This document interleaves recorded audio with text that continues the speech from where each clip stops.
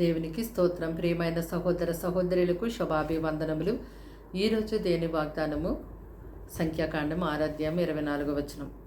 యెహోవా నిన్ను ఆశీర్వదించి నిన్ను కాపాడునుగాక.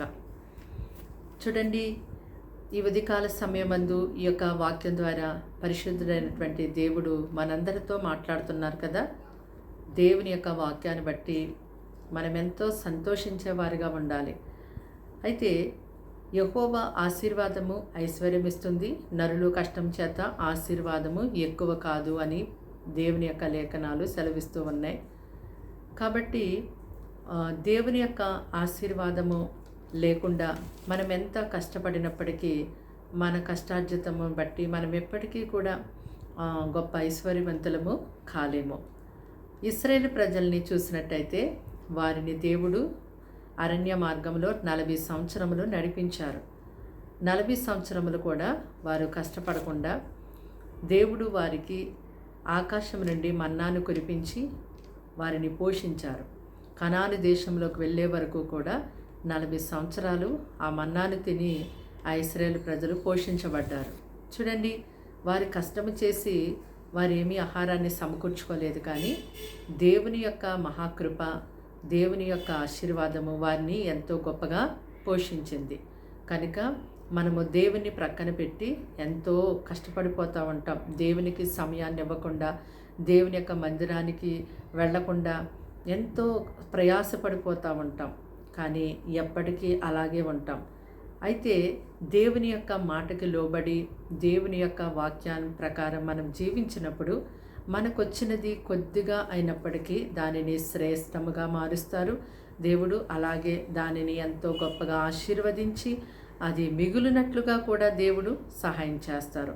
కాబట్టి మరి ఈ లోక జ్ఞానాన్ని అనుసరించి నీవు వెళ్ళొద్దు, కానీ ముందుకి దేవుని యొక్క మార్గాల్ని అనుసరించి నీ సమస్త భారము ఆయన మీద మోపి దేవుని యొక్క ఆశీర్వాదం పొందుకొనులాగున దేవుని యొక్క మాటకి లోబడి జీవించు. ఆయన తప్పకుండా నీ యొక్క కష్టార్జితాన్ని ఎంతో గొప్పగా ఆశీర్వదించి నిన్ను ఏ స్థితిలో ఉంచాలో ఆ స్థితిలో దేవుడు నిన్ను నిలబెడతారు. అలాగునని మరి ఇశ్రాయేలు ప్రజలు అరణ్య మార్గంలో వెళ్తున్నప్పుడు వారికి దేవుడు పగటి వేళ మేఘస్తంభమై రాత్రివేళ అగ్నిస్తంభమై వారికి ముందుగా నడిచారు. వారికి ఎటువంటి హాని కలగకుండా అరణ్య మార్గాల్లో దేవుడు వారిని ఎంతో గొప్పగా కాపాడి ఉన్నారు. అందుకే ఇశ్రాయేలుని కాపాడు దేవుడు కొనకడు నిద్రపోడు. అలాగునని దేవుని యొక్క కాపుదల కొరకే మనం దేవుణ్ణి ప్రతిరోజు వేడుకునే వారిగా ఉండాలి.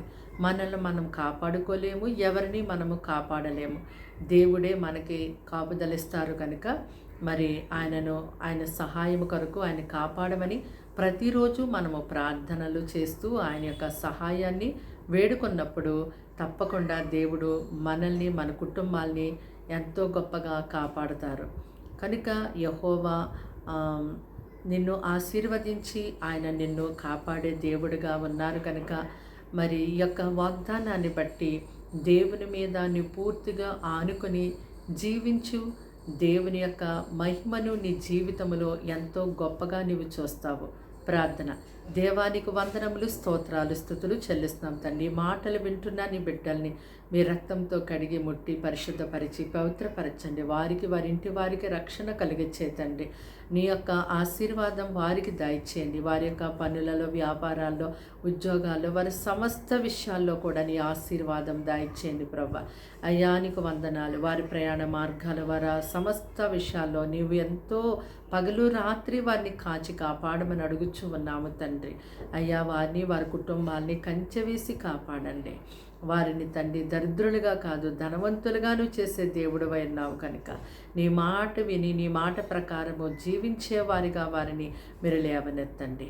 అయ్యా, నీ మాట ఎప్పుడైతే వారు వింటారో అప్పుడు మాత్రమే వారు ఐశ్వర్యవంతులుగా మార్చబడతారన్నావు తండ్రి. అయ్యా, మీరెంతగానో వారికి సహాయం చేసి నడిపించి కృప చూపించి నాయన దయపాలించండి. ఈ దినమంతా వారికి మీ సన్నిధి ఎంతో తోడుగా ఉంచండి. కీడు శోధన అపాయించి తప్పించండి. శత్రు సాతాను దాడుల నుంచి వారిని తప్పించి కాపాడమని అయ్యా, వారు వేటు కొరకైతే నీ సన్నిధిలో ప్రార్థిస్తున్నారు, ఆ ప్రార్థనకి జవాబు దయచేయమని వారిని బలపరిచి దీవించమని యేసు నామములో ఈ ప్రార్థన సమర్పించి అడిగి వేడుకుంటున్నాము తండ్రి. ఆమేన్.